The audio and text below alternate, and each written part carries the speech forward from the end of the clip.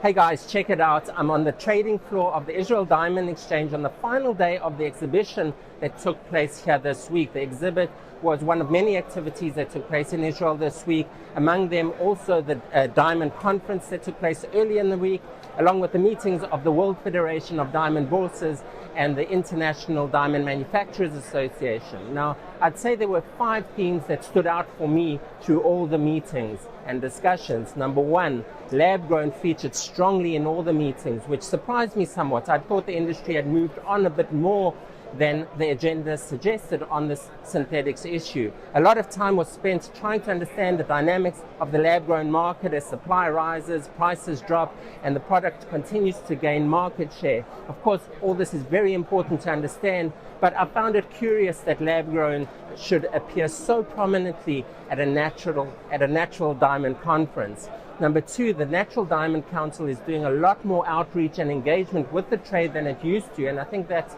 since the war in Ukraine forced Russian miner Alrosa to pull out as one of the NDC's major funders. Remember, the NDC is an industry body established by the mining sector, mandated to promote natural diamonds and raise awareness among consumers and engage with consumers about the product. The NDC appealed to the trade for help with funding its activities, perhaps to fill the hole left by Alrosa. I'd say that as the industry shifts from being reactive on issues such as the threat of lab-grown and the Russia crisis to being more proactive in setting its own agenda, the NDC is absolutely a channel through which the industry can shape its own destiny, identity, and reality. Now, number 3, traceability is certainly on the trade's collective minds as the G7 nations formulate new measures that companies will need to adhere to show their supply is free of Russian goods.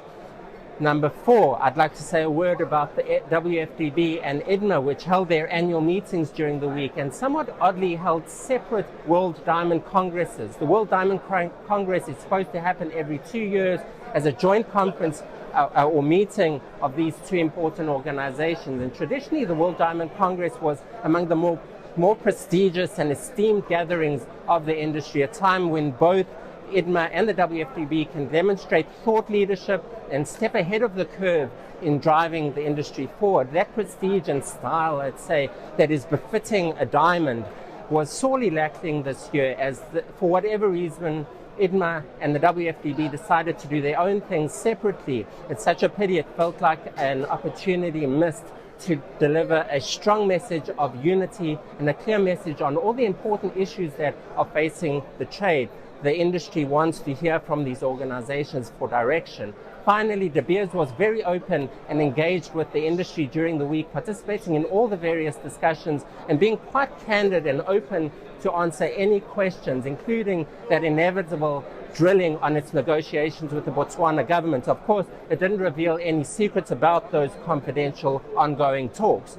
On that point, the biggest news item of the week, in fact, came from Botswana, where the government announced it will buy a 24% stake in HB Antwerp, a diamond manufacturer which opened a factory in Gaborone this week. The government will supply HB with rough through the parastatal company, Okavango Diamond Company, although the parties did not say how much rough it would supply or the nature of that supply. HB Antwerp is largely focused on big stones and has an agreement with mining company Lucara Diamond Corporation to exclusively buy all its specials. That's rough diamonds over 10.8 carats, in which Lucara will then gain a profit sharing from the eventual sale of the profit. There's some speculation that the Botswana government wants to duplicate that model with De Beers, or at least gain more supply from De Beers' local mining operations in Botswana for Okavango, so that Okavango can implement such a model with other partners such as HB. What can I say? There are a lot of moving parts, and this relationship status, let's say, is complicated. And so that's our market comment for this week. Note that Rapaport will not be publishing the Rapaport price list on April 7th or April 14th due to the Jewish holiday of Passover. And that would include possibly this market comment message. Don't forget to check out our sponsors, Rapaport Auctions, on rapaportauctions.com. Like this video, subscribe to our channel. Thank you all for watching. Have a great weekend, and we'll see you next time.